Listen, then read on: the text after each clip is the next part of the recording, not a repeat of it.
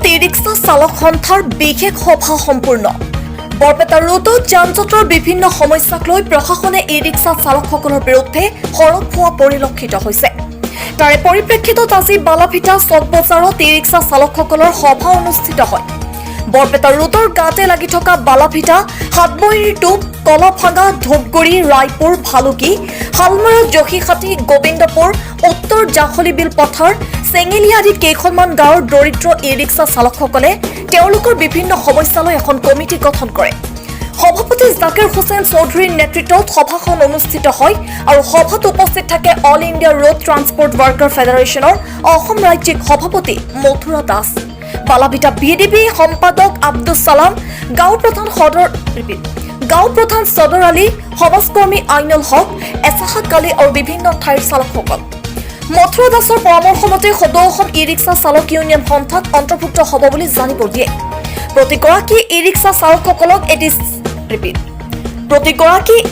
চালকসকলক এটি ষ্টিকাৰ দিব আৰু ষ্টিকাৰটো ই-ৰিক্সাত লগাব লাগিব। চৰকাৰ তথা প্ৰশাসনে বান্ধি দিয়া নীতি নিৰ্দেশনা ই-ৰিক্সা চালকসকলে মানি চলিব আৰু যান-জঁটৰ সমস্যা নিয়ন্ত্ৰণ কৰিব বুলি জানিবলৈ দিয়ে। হৰভোগত পৰা ৰমেশ তালুকদাৰ ৰিপৰ্ট, হৰভোগ লাইভ 24। ৰোডখনত যথেষ্ট ই-ৰিক্সা হৈছে আৰু ই-ৰিক্সা হোৱাৰ কাৰণটো হৈছে কোনো ইচ্ছা কৰি তামচা ফূৰ্তিত ই-ৰিক্সা চলাব অহা নাই। একচুৱেলি ই-ৰিক্সা মানে ৰিক্সাৱালাৰ এটা মডিফাইড ৰূপ হৈছে ই-ৰিক্সা। আগতে পেডেল মাৰিব লাগিছিল, আজিকালি পেডেল মাৰিব নালাগে, এইখিনি হৈছে পাৰ্থক্য। ই-ৰিক্সা হৈছে এইকাৰণে অভাৱ, অনাটন, বেকাৰিত্ব তামাম বৃদ্ধি হৈছে। গাঁৱত শিক্ষিত অশিক্ষিত যুৱকৰ কোনো কাম কাজ নাই, কোনো ৰাস্তা নাপায়, শেষত গৈ অলপ টকা ধাৰ কৰি আৰু কিছু টকা লোন লৈ এখন ই-ৰিক্সা লৈছে আৰু সেই ই-ৰিক্সাখন চলায়ে তেওঁ নিজকে তাত নিয়োগ কৰি চলাৰ যত্ন কৰিছে আৰু পৰিয়ালক ভৰণ পোষণ দিছে। আৰু তেওঁলোকৰ ছাৰ্ভিচ যিটো সেৱা, এই সেৱা হ'ল সমাজৰ কাৰণে মূল্যৱান সেৱা। কাৰণ তেওঁলোকে গোটেই সমাজখনকে যদি সচল কৰি ৰাখে, স্কুললৈ ছাত্ৰ নিয়ে, বেমাৰী নিয়ে হস্পিটেললৈকে, বজাৰলৈকে বয় বস্তু নিয়ে, বজাৰলৈকে মানুহ লৈ যায়, আনে, যাত্ৰী অনা নিয়া কৰি তেওঁলোকে সমাজখন চলাই ৰাখে।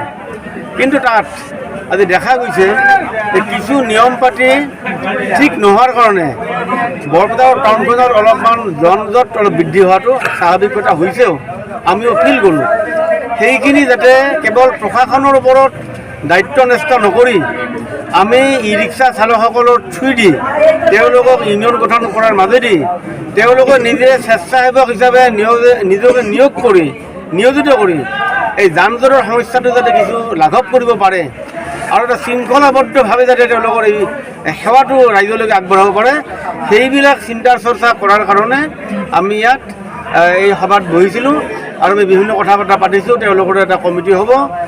আমাৰ এটা ইউনিয়ন আছে, সদৌ অসম ই-ৰিক্সা চালক ইউনিয়ন। সেই সদৌ অসম ই-ৰিক্সা চালক ইউনিয়নৰ তেওঁলোকে এখন শাখা ইয়াত আজি কৰিলে আৰু ইয়াৰ পিছতো যথেষ্ট কথা ক'ব লগা আছে, নিয়ম পাতি বান্ধি দিব লগা আছে।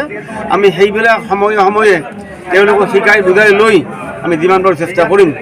ইয়াৰ মাজতেই যি পৰিবহণ নীতি, সেই নীতিৰো যিখিনি মানিব লাগে সেই নীতিবিলাক যাতে তেওঁলোকে মানে, বিশেষকৈ ড্ৰাইভিং লাইচেঞ্চ তেওঁলোকৰ লাগিব, তেওঁলোকৰ ই-ৰিক্সাবিলাকত ইঞ্চুৰেঞ্চ লাগিব, তাৰমানে হাইৱেত চলাব নালাগে, হাইৱে ক্ৰছ কৰিব পাৰিব, এই নীতি নিয়মবিলাক চলা কৰি মাধ্যমেদি সুশৃংখলভাৱে যাতে এই ব্যৱসায়টো চলাব পাৰে, সেয়ে আমাৰ উদ্দেশ্য।